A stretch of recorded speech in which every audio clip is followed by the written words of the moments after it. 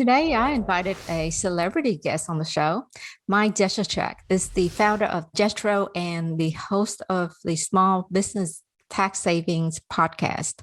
When I first listened to Mike's podcast, I immediately thought, wow, I can understand this guy. And now raise your hands if you can relate. I know I can't see you, but we all have been there when we talk to our CPA and they lose us along the way, right? Being a real estate investor, you are also a small business owner. So Mike is here to talk to us about taxes, deductions, and paying the least amount of taxes as legally possible. Also, I want to send some love to the listeners who gave us the 5-star reviews. Thank you so much. If you enjoy the show, please rate us, write a review, and share this great episode with a friend. This will help spread the words and inspire others. Now, let's get to the intro.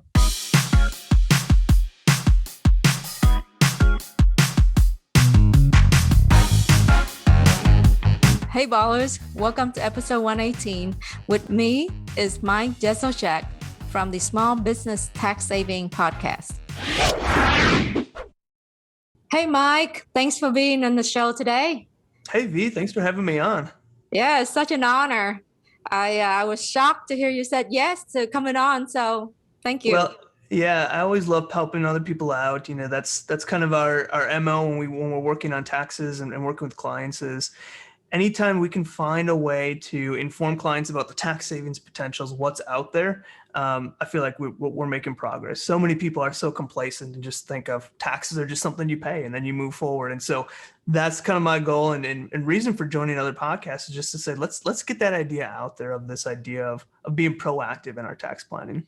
Well, as I was saying in the intro, the way you explain things is so easy. Like I could actually understand, Well, that's good to hear. That I'd rather hear that than to say, man, I can't even listen to you because everything is too over my head.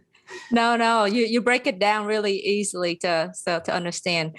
So most of our audience are real estate investors, and for the purpose of our discussion today, I identified them as flippers or wholesaler, meaning they buy a property and they turn them quickly. Okay. And then we have the other guys who are buy and hold, which is, they buy and they keep them, rent them out, maybe a year, couple years or whatever down the line, and then they sell them. So those are the kind of real estate investors that most of our audience will fall under. Excellent. So, I know it's, we have 45 minutes, an hour, and it's hard for you to really go deep into anything. But most of these people are small business owner. So maybe you can give them a quick, just tip of maybe starting out like, hey, what should they do the business under their own personal name or should they get an entity? And then maybe we can go from there. Yeah, absolutely. So this is a conversation that we hear all the time. Should I start an LLC? Should I start a corporation? Should I operate as a sole proprietor? Yeah. And I think there's two pieces of this puzzle. We have the legal side of an entity structure. So if I were to get in a lawsuit or, an argument with somebody else, how is my legal structure going to hold up? And then you have the tax side. And so I always tell clients that, I can advise on the tax side. I can tell you what tax side means as far as the legal structure. You're going to want to talk to an attorney about that. But when we look at someone that's starting a new business, someone that's starting maybe even a rental property that is buy and hold, whatever it might be, we always say for tax purposes, it's good to have that in an LLC or a corporation, depending on the type of business that you have. So let's just in this conversation, think about an LLC. Whether you're operating as a sole proprietor or a single member LLC, which is just an LLC that you set up, you're the only owner of, you are going to be taxed the exact same way. Nothing changes with your tax treatment by going from a sole proprietorship, no entity structure, just your name, versus going to an LLC. But by having that LLC, if you're going to be in business, if you're a business owner, if you're going to be doing flipping properties, by having that LLC, it allows you the options to move into an S corporation when it might make sense. And so we talk about S corporations a lot, and your listeners are probably thinking, what the heck is an S corporation if they're not kind of advised on that area and they're just getting started out?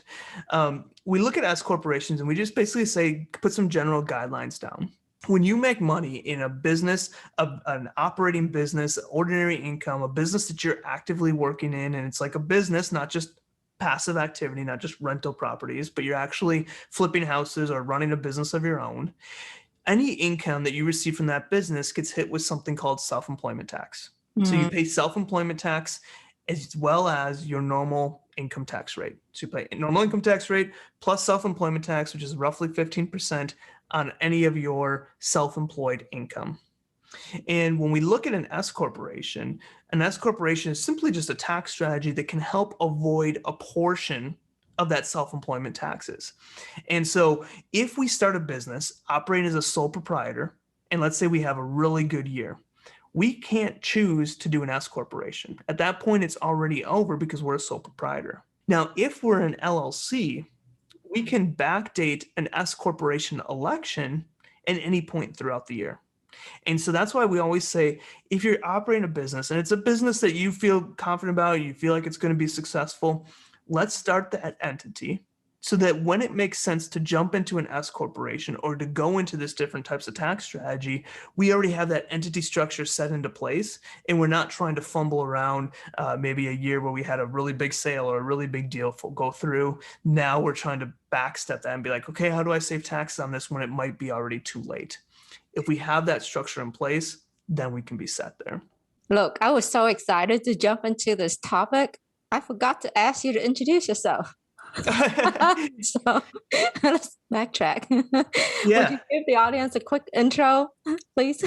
Yeah, my name is Mike Jesowshek. I'm a CPA and founder of an accounting firm, as well as the small business tax savings podcast. And so I say we kind of take a modern, new age approach to accounting, bookkeeping, taxes, payroll, those types of items. And one of my missions, I've been an entrepreneur my entire life. And so throughout that journey, I've seen so many different business stages. I've had really good successes. I've had really bad failures. I've been in businesses on my own. I've been in businesses with partners. I've had 8 partners at one point in time. And so through that journey, I've learned a lot about different stages within a business and kind of the struggles that you go through, whether that struggles during the downfall or that struggles even during a success. And that's kind of where I set out on a mission to help other business owners that are going through that similar stage. And so when we look at what is my passion, what is my goal is to get business owners and just everyday individuals thinking about tax planning. Most people, when they think of tax, they hear of tax preparation. They think of, oh, I need to file this form with the IRS. And so my goal and my focus and everything that I do is to change that idea to say, instead of thinking of filing a form with the IRS or state, let's think about tax planning first. What can we do to ensure we're paying the least amount in taxes as legally possible?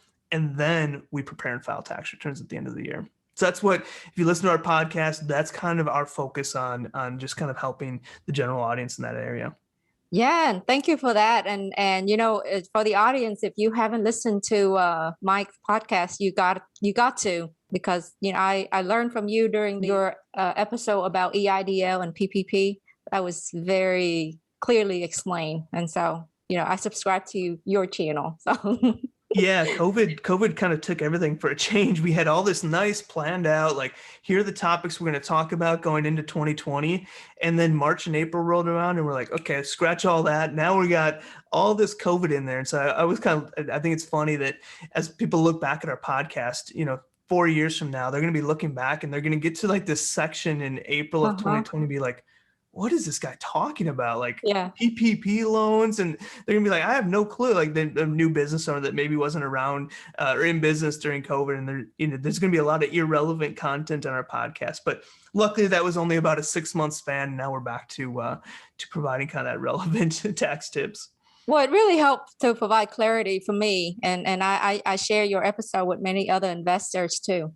Oh, that's awesome. So let's go back to what you said earlier about the entity or a sole proprietor. The argument is, look, I'm starting now. I'm not making any money. But you said whether you think you're going to make money or not, you should go ahead and set up an entity anyway. This episode is brought to you by Buzz Vacation Rentals, a premier property management company in Houston and Galveston area. Give Buzz a call at 281-549-8432 to learn more about their rent guarantee program, or check out their website at listwithbuzz.com. Now, back to the Real Estate Baller Show. Yeah, and I would say, think about that a little bit deeper. If you're just starting out and let's say you create this widget, you're going to try to sell this widget. Maybe at that entity structure, until you can say that, yeah, this is going to be an actual business, maybe you hold off, maybe you wait till your first sale, maybe you wait for your first $1,000 in sales, whatever that number might be. But if you kind of said, hey, this is going to be a successful business, I would say go ahead and do that. Having an entity structure, if you go into an attorney, you're maybe talking $1,000 to set it up, $500 to $1,000 to set it up. You're talking about annual fees that you have to pay to the state to keep it active. That's anywhere, say $150, depending on which state you're in or some things like that. So to maintain these, once they're set up, it's not a ton of money. It's $150 here or there on a yearly basis, just to have that protection, know that if this blows up or if this thing takes off, I have the right entity structure. But at the same time, if you're just initial thoughts and you don't even know if this thing's ever going to take off, the initial idea and nothing's going yet, maybe hold off until you actually have that idea of, yeah, this thing, I know I'm going all in on this. And it's not just like I always call them $1 million ideas, where you're like, oh, what if I built this to solve this problem and then I become a millionaire? I wouldn't start an LLC with that thought. I would wait until you have that thing built and you're like, okay, now I have this idea. How am I going to sell it? That's when you maybe would start that LLC. So who would we talk to about determine whether an LLC or corporations would be more appropriate? Yeah. So again, there's kind of two sides to entity structure and selection. The first side is the tax side. And then the second side is the legal side. I would always recommend, depending on what type of your business is, what industry it's in, or even if you're doing rental properties, I would always recommend bringing an attorney in for that to say, here's what's going on. Here's my situation. What is going to be the best entity structure on the legal side? Mm-hmm. And then from there, we can plan on the tax side. Whether you're an LLC taxes an S corporation, whether you're a corporation taxes an S corporation, whether you're just a corporation, that's going to change all in there on how you're taxed. And we can give advice on that. But that's something I would say for the legal side, talk to an attorney once you have that legal side, and maybe even connect your attorney and your accountant together to say, okay, let's find the best plan that fits both what I want on a legal side and also what I want on the accounting side that matches those together. All right. So let me put you in a tough spot. What if the attorney and the CPA have totally opposite advice? Well, that happens. And what I say is one thing that we do at our firm is I love working with other professionals. Yeah. And because the idea behind it is that clients are coming to an attorney, they're coming to a financial advisor, they're coming to an accountant, they're coming to all these people for help in areas that they're not too knowledgeable on. Mm-hmm. And if a client talks to 3 different advisors and those 3 different advisors are telling them different things, the problem is you get a client stuck in a situation, they're like, what do I do? Now I have to figure out, of those 3 people, who do I maybe trust the most, and who am I going to, that's the choice I'm going to make. And I say that's the wrong way to look at it. I say, let's get those advisors in a room together, or in today's day and age, on a Zoom call together, on a phone call together, and get those advisors to talk about, here's what I think from a legal standpoint is right. The accountant says, here's what I think from a tax standpoint is right. Maybe we can find a way to mesh those together.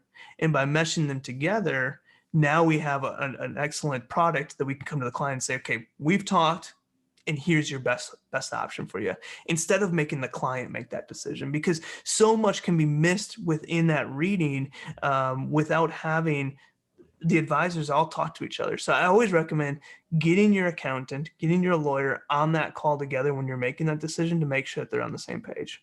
That's very good advice. Thanks. Because, often they're really contradicting. Yeah, unfortunately that happens. And like I said, the problem is then the client is stuck even more confused than they were before, because they're hearing options and terminology that they don't even know what to do. And then they go to either option of, do I just hire, or do I go with the option that person I trust the most? Or do I say, let's scratch that. I'm going to join a Facebook group and I'm just going to ask it in there and I'm going to go with whatever they say.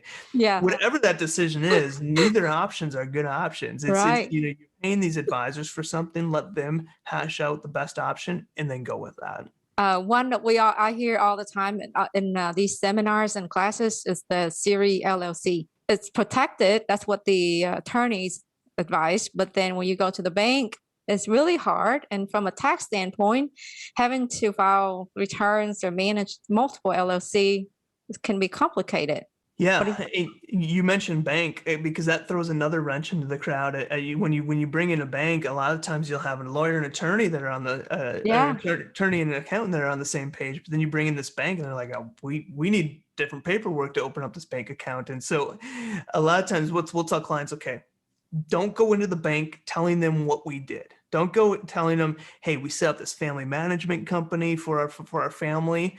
Go in there just saying, hey, I'm Joe Smith, operating as a sole proprietorship. I need a business bank account.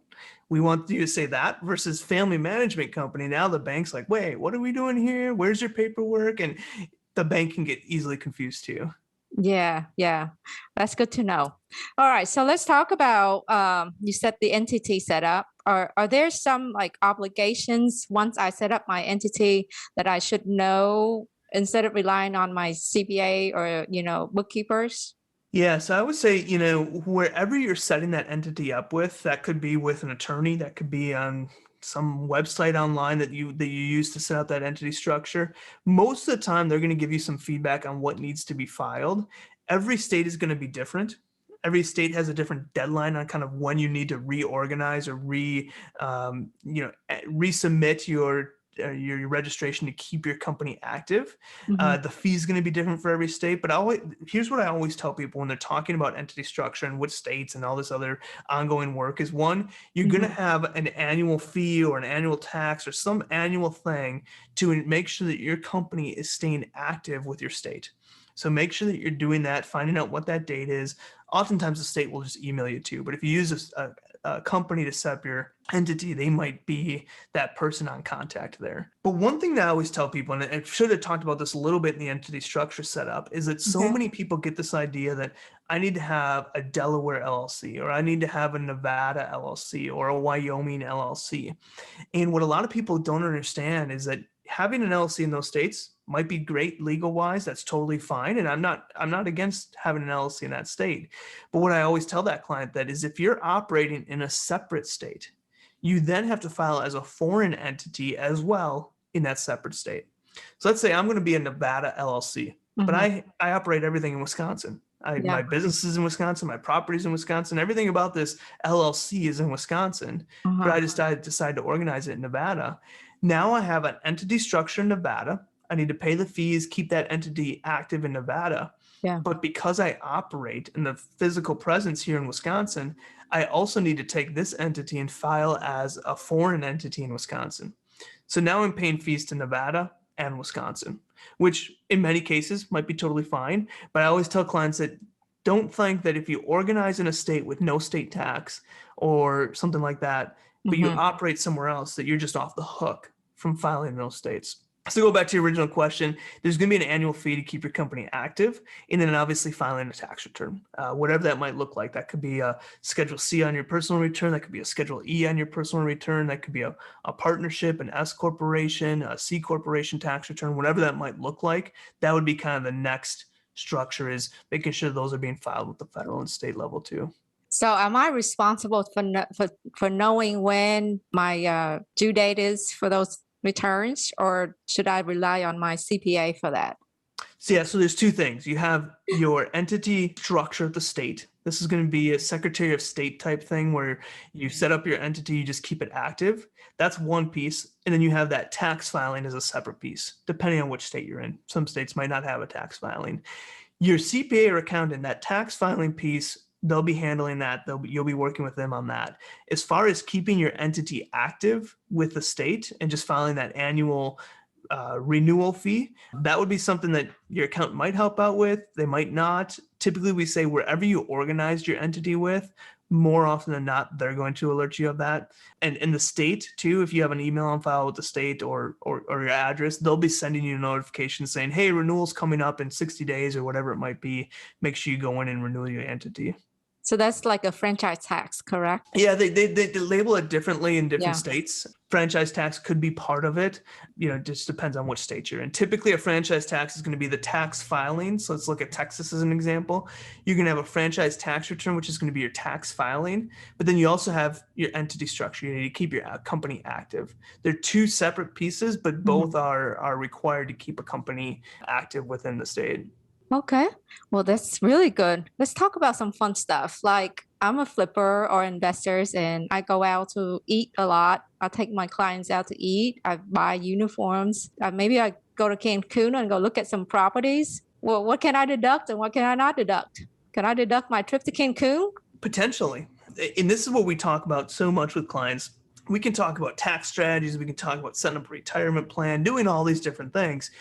But a lot of times I say, let's go back to the basics. Let's talk about maximizing deductions. If you have income, you have expenses that offset that, and then you get taxed on whatever's left over. And so when we take that idea, we can set up a retirement plan, we can do this, but ultimately, if we can maximize our deductions, we can lower that number significantly without even needing to do anything else. Now that comes with a caveat. We don't want to be doing reckless spending. We don't want to spend money just because we can get a tax deduction for it. But what I say is if you're going to do this thing anyways, if you're going to have this activity that you're doing no matter what, then we should focus on maximizing deductions. How do we get that within the business? And so we talk about two things. We talk about after-tax dollars and pre-tax dollars. If you're, say, a W-2 employee, all that money that you get is after tax. So you have your gross salary, they take all the taxes out of your salary, and then whatever's left over is after-tax dollars. So you go out to dinner, you go on vacation, you do all these other things, that's all after-tax money. But as a business owner, we have that ability to move that after-tax dollars into pre-tax dollars. So as a business, we have sales or revenue, and we have all these expenses. And if we can push more expenses in there, these are expenses that count, and then we get taxed on whatever's left over. So we're always telling clients, let's get creative. Let's find ways that we can turn this after-tax spending, that money that typically we spend after being taxed, how can we find a business purpose for it, put it in the business, and now get a business deduction prior to it being taxed? And so that's where we talk about these maximized deductions, and we talk about meals, and we say, hey, let's stop using the word friend. I'm going out to lunch with a friend. Let's start saying I'm going out to lunch with a business associate. And it's not as easy as just simply saying that word. But how can we find a business purpose in everyday spending? So we're going out to lunch with a friend. Could that friend be a potential client? Could that friend be a client? Could we be talking about business and things like that about my business with that friend? Could we be talking about rental properties? Could we be doing things that make that lunch a business deduction? If so, let's run it through the business. Let's get a business deduction for it. The key thing is having that documentation. I always say, anytime you get a receipt, write on that receipt, who was there, what were you talking about, what's the business purpose? So if you ever need it, you likely never will, but if the IRS ever comes knocking, we have a receipt, we can look back and say, oh, that lunch 3 years ago, we were talking about this new rental property, or I was giving her tips on doing real estate rentals. That can be, we have that documentation on file. So the answer to those questions is yes, a lot of this can be tax deductible. A lot of this can be a tax deduction, but we have to make sure we're doing it correctly. We have to make sure that we're documenting the business proof that's providing that support to back that up. And so that's why I always say, get creative, track everything. Look at your expenses, even go through your personal accounts, and we'll say, always have a separate business bank account for all your activity, keep it separate from your personal, but go through your personal account and be like, hey, can I find a business purpose to this? Can I find a business purpose for this? And then we can start to switch those to be pre-tax expenses. You mentioned going to Cancun or doing traveling. What the IRS looks like, and I always love this idea, how can we mix business with pleasure? Every time we're traveling, how can we find a business purpose for this travel, combine a business travel with some pleasure? And what the IRS looks at is that they look at a business day, is that if you spend the majority of that day on business activity, it's considered a business day. And everything you do in that day is tax deductible for the business. Now, when they look at the majority of activity, they're looking at an 8-hour workday. So if you spend 4 hours and 1 minute on business activity, going to a conference, checking out a rental property of yours, doing any of these other things, you spend 4 hours and 1 minute on that, that's the majority of your day. That is considered a business day. The IRS doesn't care if you go to the beach, you go explore the town, do whatever you want to do after that. You've gotten your business work day in, and that's a great way to do it. especially with rental properties. You have rental properties across the street. How can we combo that with a business deduction? Now, if we're going to Cancun or we're flying down to Orlando and we're spending the entire trip at Disney and we're like, oh, we're just going to run through this neighborhood and find a rental property or look at a rental house or a house that's for sale as a potential rental, that's going to be stretching it a little bit. But yeah, I always tell clients, let's get creative. Let's find ways to find that business deduction. Let's find a business purpose for it. And if we can do all that, throw a little bit of documentation on paper and let's get that business deduction. So you touch on a couple of things. The questions I want to ask you is record keeping. How long should we keep those records, and what's the good practice in that you suggest? Yeah, so I believe, and I don't know offhand because I always tell clients just keep these digitally, and who cares if you have a digital file sitting around for 12 years. I believe the date is 7 years. So keep out your activities 7 years after filing. But the key thing is I always say is let's get everything digitalized. Set up a Google Drive folder, set up a Dropbox folder, whatever you have, and let's get all of your documentation on there. Break it down by year, maybe break it down by month, where every time you have a receipt, you're uploading it to that folder. Every time you have an invoice or something else, you're uploading it to that folder. So if you ever get questions on it, you can either say, oh, I got that information, I'm going to jump through there. There's a lot of apps and different things out there that help make that organization easier, where you just take a picture from your receipt, it downloads the activity from it, we'll put it into your accounting software. There's a lot of different apps that do that, but in general, I'd say whatever app you're doing or whatever system you're using, just make sure it's online, make sure it's digital so you can store the stuff there, put it on file. Hopefully, likely we'll never need it. Yeah. But if you do, you can sleep good at night knowing, hey, I got documentation for all this. I don't have to worry about getting an audit call because I already have everything backed up and supported. So if I'm a single member LLC, what risk or exposure am I putting myself in for mixing business expense with personal expense? I think there is some risk and exposure, especially on the legal side. They call it breaking that corporate veil, and obviously an attorney will be able to dig deeper on that. But I'll talk specifically on the tax side. When we're mixing and commingling stuff, a lot of bad things can happen. One, let's say the IRS comes in and audits us. And they see that we send this bank statement and say, oh, I got all my business stuff highlighted. And they see that business at that lunch at Applebee's or whatever it is. And they're going to be like, well, how do you know that this is business or personal? We're going to need a receipt for that. And we're going to need to dig into this. When they see a bunch of commingled stuff, they're going to start asking for more proof because they know that there's likely a chance that one, proof is gone or proof is not substantial enough to back it up. And two, there's likely a good chance that there's some deductions that were taken that probably are personal related. And so they're gonna dig into that audit deeper, where if we have things separated, they're gonna be like, oh, we have this personal account, which you're gonna have some meals and everything that's going on personally too.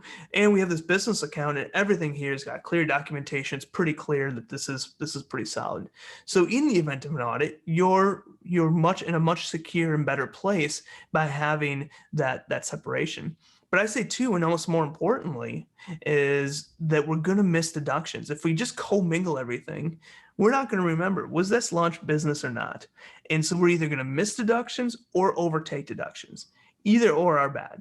If we miss deductions, now we're paying taxes, more in taxes than we need to be paying. If we overtake taxes, well, now in the event of an audit, now our financials are completely unreliable, and the IRS is going to look into every single line item, making it a headache for us and likely losing legitimate tax deductions because we just didn't have enough proof for it. Whereas if we didn't have that commingling, that question might have not even been risen by the IRS. So that is my number one thing. You're starting a business, open a separate bank account. Always, always, always. I don't care if you're brand new or just getting started or been around for a while, have that separate business bank account and credit card that you have that activity with. Now, I know there's going to be times that you run some business item through your personal account. That happens. I get that. Or vice versa. You might have an expense that you didn't have any other card on you, so you ran it through your business account. That's fine. Things like that happen. I always say if it's running through a personal expense in your business, just mark it an owner's draw or reimburse your business for it. And if you run an expense on the personal side that is business related, just make sure you reimburse yourself for that then too as well. And a lot of times we have clients set up something called an accountable plan. Accountable plan is just a way to reimburse yourself personally for items that are business related. And this comes in a lot because as you bring that up, you might be thinking, well, what about my home office? I pay for all that personally, but there's business expenses in there. What about an automobile that maybe I take on business trips every once in a while, but it's majority personal? That's where an accountable plan can really come into play, where you can reimburse yourself for the business portion of that personal asset or that personal item that you have. Your business can reimburse yourself for those items. Okay. So, what are some of the accounting or tax myths that you might want to decipher today?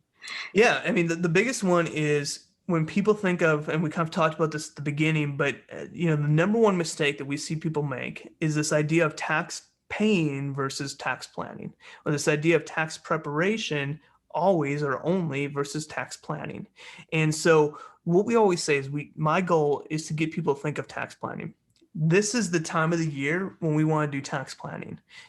January through March that's the time when we prepare taxes, we file taxes, we send them to the state, we send them to the federal government. That's tax preparation. Tax preparation is taking information and sending it off to the government. Tax planning is what are those things that we can do throughout the year? What are those strategies we can implement? What are those expenses that we can make? What are those things we can do throughout the year to make sure that we're paying the least amount in taxes as legally possible? So that's the big idea. When people think of taxes, we want them to think of tax planning versus tax preparation. That comes first. A lot of times, if it gets to the end of the year, if it's March and we're like, man, our tax bill's a little too big, there's not a ton that's left for us to do. There's some strategies available that we can implement, but there's not much we can do to create more expenses or create various strategies in a year that's already closed up. But if we spent time doing that throughout the year, now we can say, yes, we've done all that tax plan throughout the year. Now we're preparing and filing tax returns, which I know I'm paying less in taxes on. Well, or buy rental so you can, deduct. Yeah, exactly. And so many people think tax planning, like that's for millionaires. There's no tax planning. I'm a lowly, $200,000 a year or $50,000 a year business owner. There's no tax plan available. That's completely false. Whether you're just getting started, whether you're making $50,000 a year, $500,000 a year, $1,000,000+ $1 million a year, there is tax planning available to you at every single one of those levels. It's just as you get to be more wealthy and you have some of that higher income, the tax strategies available to you might be more. There might be more available to you. But that doesn't mean that someone that's making $50,000 a year cannot implement tax strategies that can dramatically reduce their tax bill. We talked earlier about some of the, in our pre-recorded show, you were covering different advice or tips that you might want to speak to the audience about. Would you like to talk about them? Yeah, absolutely. So we kind of talked about this idea of maximizing deductions. I always say this is, and we talked about this already, but this is one thing I want you to key in on. Mm-hmm. How can I find a business purpose for this everyday spending that I'm doing? And if we can find that business purpose, now we can get a business deduction for it prior to it being taxed. So I want you to always focus on that. When you're thinking about tax planning, thinking about ways, this is everything like meals, traveling, your home office, and having an automobile, dining with others. And speaking of dining, let's kind of dig into that a little bit deeper. Meals are typically 50% deductible. But for 2021 and 2022, meals that are business related, of course, that you have at restaurants are 100% deductible.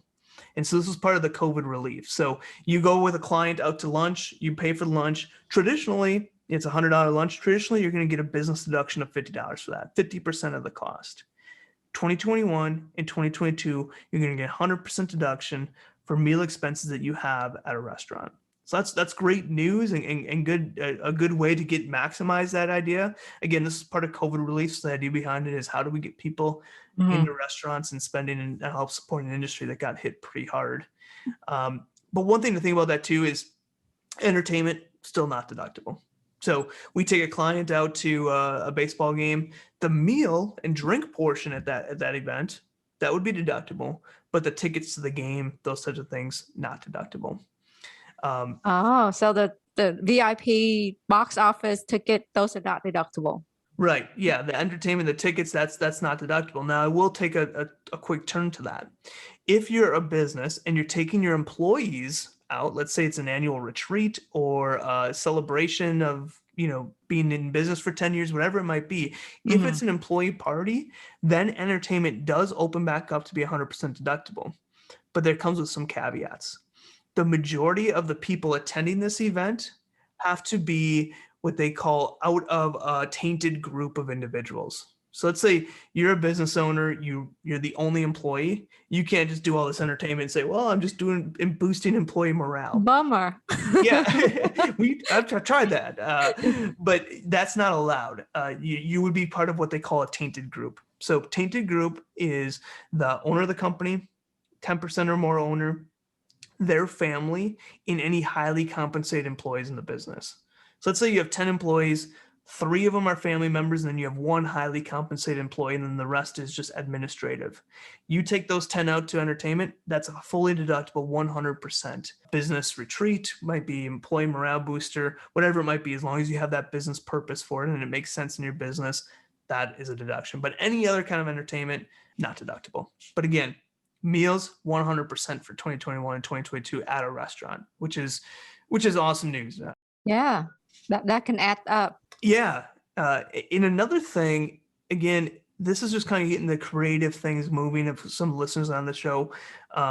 Another strategy we love to do, one of my favorites, and this is whether you have rental properties, whether you're a business owner, whatever it might be, but it's hiring your kids within your business. And the idea behind this is that you can get a business deduction in your business, and your kids potentially pay no income taxes on that income. And so the standard deduction in 2021 is roughly $12,500. So if you have a child making less than $12,500, they're going to pay no income taxes up to that dollar amount. And so this is, again, thinking of those ideas of, let's say I'm taking my kids to baseball camps and sending them off on trips with friends, going to Disney, doing all these different things. That's money that I'm going to be spending anyways. But how can I hire them in my business? How can I hire them in my rental property, get a deduction for it? And then they can take those funds that they earn, they can use that for their baseball camp. They can use that for going to Disney with their friends, whatever it might be. The cool thing about this is that if you're set up as a sole proprietorship, you pay no federal unemployment taxes. You don't pay no Social Security. You pay no Medicare taxes if they're under the age of 18. So it's a great opportunity to, again, get a business deduction. Your kids potentially pay no income taxes on it, and you don't have payroll taxes if they're a direct dependent of yours under the age of 18 doing it through a sole proprietorship. This is one strategy. Again, this is the idea of that's money I'm going to be spending anyways. How do I find a business deduction for it? Get a business deduction, turn that after-tax dollar traditionally into a pre-tax dollar. Again, with all these things, we need to have documentation. We can't pay our child $300 an hour to cut grass. We can't, so we have to be realistic. They have to actually be working. We have to be paying them a reasonable rate. We have to be tracking that time and everything, but it really opens up the door. And I always say this one too, and I have a small child and that can't unfortunately work for me yet, but he will as soon as he hits that. Usually they say about 7 years old. As soon as he hits that, he will be on my payroll in some sort of capacity. But I always say too, it creates a cool atmosphere where, first off, you're teaching your child a little bit at a young age how to make money for a living, how to make money, how to work, get paid, and then you can use that money to buy things that you want to do. But it also, if you have a family business, it gets them entrenched in it at the beginning. And I always say that could be a really good thing because they're going to know everything about your business by the time that they're 18 years old. Or that could be a really bad thing because they know everything about your business and they're like, I want nothing to do with that, which I suspect all of my kids will probably be in that boat. They're like, okay, I'm not going to be an accountant, but here's my open door for everything else. But either way, you have that kind of bond where you're either teaching them a family business or you're teaching them, hey, at least how to work for a living and knowing I don't want to spend a career being an accountant. So now I know I can go out and do something else once I get out of school. Well, my 8-year-old daughter want me to pay her for babysitting herself. That would be tough. That'd be tough to find a business deduction for that. But, it's funny that you say that because a lot of times clients say, what could my 8-year-old daughter do in my business? Let's say you're an attorney or you have rental property. Like, what could they possibly do? And I say, get creative. Let's say you're an attorney. Your 8-year-old daughter is not going to be writing legal papers. She's not going to be representing people in court, but they could be doing social media for you. They could be doing paper filing. They could be doing these other things. And they'll say, well, I don't use social media. Well, what if you paid your daughter to do social media for you? You never used it. But now you got a business induction and you have this website, you have this social media channels that have content on it. Whether it gets used or not, you're at least paying your daughter for something that's useful to your business. So I always just say get creative in those ideas on where they can help out. And it doesn't have to be the max. We don't have to pay them $12,500. We don't have to max it out. It could be $1,000. You know, an 8-year-old daughter could be $1,000 a year, $100 a month that you're paying them to sweep the office, whatever it might be. Yeah, she does work in my business, and she's very good at tracking her time. That's awesome. And, you know, I think you'll look back and then be like, man, what a great opportunity to teach my daughter, you know, what we do here, learn about the business. And, you know, again, it's a business advantage. There's a lot of advantages to it. You get the business deduction. They pay no income taxes. You're teaching, they're learning. There's a lot of advantages to the hire your kids. So I always recommend it. Again, usually 7 or older is when that door opens up, when it makes sense. But take advantage of it. That's opportunities that are ripe and available for you. So what are some of the things that you would advise any small business owner, real estate investor to not do? Like big no, don't do it. That's a great question. So let's do a couple things. You know, my big no is when we talk about bookkeeping, you know, the big no is obviously don't commingle. Keep everything separate. That's a key thing there. When we look at tax planning, I always say don't not keep documentation. And that might be a double negative, but making sure that you're keeping documentation of everything that's business related. Don't get too aggressive. Now, I'm an aggressive accountant. I encourage clients to get aggressive, but at the same time, we need to make sure that as we're being aggressive, we're staying above the law, of course, always. Everything we teach, everything we talk about is going to be legal advice, legal ways to save on strategies. If you're starting to inch into that gray area or that red area, that's when you're maybe going to want to back up and say, okay, let's get a second opinion on this, or let's double check this. So making sure that you're keeping that documentation of those items. You know, there's a lot of legal tax strategies out there, but if you're not backing that up, you're not writing down why it's business purpose, supporting, you know, if you're going on a travel, recording the activity in that travel and why it's a business trip. If you're not doing those types of items, looking back in the event of an IRS audit, you could lose out on some of those deductions that are completely legal simply because you're not doing some of that legwork that you're doing up front. So yeah, I mean, there's a lot of don't do's, but I think the key thing is just kind of keeping things simple, finding what works for you, keeping in mind that there's tax saving potentials out there, no matter how big or small your business is, there's tax saving potential, and doing your research to kind of look into that. Finding an accountant that makes sense for you, finding resources that you find valuable, finding a source that you can trust in different areas of your business. So you founded your company and you hosted your podcast. What's next for you, Mike? That's a good question. I wish I knew that answer. You know, one thing that we're really trying to push out is, again, this idea of tax planning. And so as part of our small business tax savings podcast, we've had a lot of people reach out to us that say, we want to take it deeper. Like, I got an accountant. I love my accountant. They do a great job, but they're just not digging into that tax planning side of business. I said, well, great. Like, that's what gave me the idea of let's start a new program. And so we have something called our tax minimization program. We also do, it includes a stress-free bookkeeping training as well. But the idea behind this program is that it's more of a do-it-yourself program. We're going to talk about tax strategies. We're going to be talking about how to do your own bookkeeping. We're going to be talking about all these different things so that you can go and implement these tax strategies yourself. You can do your own bookkeeping and you can learn from how to do those implementation. So that's kind of our next step, is that tax minimization program. We also give access to our team so you can ask us questions. Some clients, they don't need an accountant. They can do it themselves, or they have a great accountant, but they just want someone to lean on to say, hey, is this deductible? I'm going to a trip, or I'm buying this new clothing. Is this a deductible uniform expense? They just need someone on that team to be able to lean back into. That's also included in our tax minimization program. So that's where a lot of my attention is one, on the podcast, how are we getting free content out? How are we getting helpful content out that can start seeing everyday business owners save on taxes?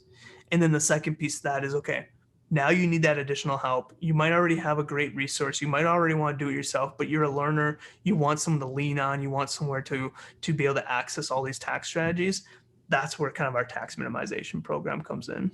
Yeah. Speaking of which, I need to buy a suit at Prada. Can I deduct them? That is a good question. Typically, when we're looking at uniforms, it's got to be something that can only be used for your business. So, let's say you're a yoga instructor and you're buying yoga pants or something like that. Those can be used whether you're doing yoga instruction or they can just be used on everyday casual wear. So it'd be hard to find a business purpose for that. But now, let's say we're a yoga instructor and we want to put our brand on some stuff. So we're going to make some yoga pants. We're going to put our logo on the side of them or whatever it might be. Now we have an advertising expense potentially when we're buying those pants and we're buying those to give out to shirts, whatever it might be. We're giving them to give out to clients. Now we can potentially get a business deduction for that. So, if you're just buying a suit, likely probably not a business deduction because that can be used elsewhere. But if it's got like a one use or it's only going to be used for work, then you can find a way to do it. Another example is, let's say you're a construction worker, you need to buy work pants, work boots, things like that. Those are probably business deductions because those are, strictly, steel-toed boots. You don't need those to go walk around downtown Nashville. Now you might find a lot of steel-toed boots downtown Nashville, but those steel-toed boots, that's something you might be having there. All right. So we're getting on top of the hours and we're wrapping up. What is the one thing that people might be surprised to learn about you? One thing that people are surprised to learn about me. I think one thing is that, I've been an entrepreneur my entire life. So I first started my first business at the age of 14. It was in the online marketing industry and never really went back to work for someone. I had little things here as I was going through college where I was working for some businesses and stuff like that. But I started my first business at the age of 14 and I actually sold that business at the age of 18. So wow. At the age of 18, I had a business sale under my belt. Now, I'm not saying that I made a ton of money on that sale because I didn't, but it sounded pretty cool when I was 18 to be like, yeah, right. I just sold a business. It might've been a couple $1,000s, but hey, I just sold a business.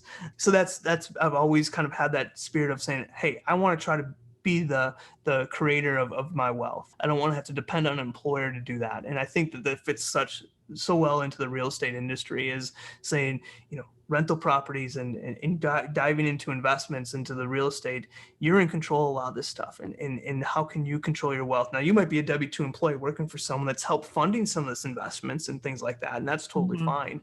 But I think it's a great strategy to build wealth too. I totally agree with you. I think it's one of the best vehicles, but I could be biased. No, and I completely agree with you too. The real estate, when it comes to real estate investing, there's so many different avenues on where it can be so beneficial. One, you can have a lot of gains from it. You can have tax advantages from it. So much in real estate that becomes valuable. But as with anything that you want to invest in, as with anything you want to get into, it's important to make sure you're doing it right. And that's what I really love about kind of what you got going on with your podcast is just helping out these investors on saying, nobody's a professional when they first jump into something. And so they need to learn, they need to find out ways. If you go out and just find the first piece of property you see on Zillow and be like, that's my new rental property, you might be in a world of hurt. And so I think that's the key thing with everything you invest in is just making sure that you're doing things properly, you have the proper setup. And that's, again, I just love what you have going on here because it's truly helping out these people that want to become investors, want to be their own wealth makers. Thank you. All right. So final questions. How does the audience get in touch with you? Yeah, you can find us on pretty much any social media platform. Our website is taxsavingspodcast.com, taxsavingspodcast.com.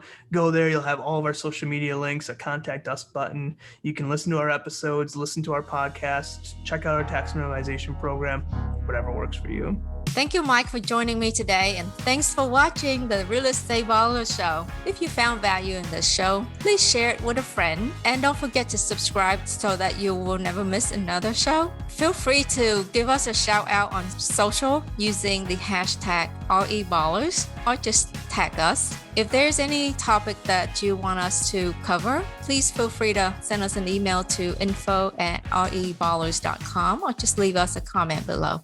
Thank you and see you next time.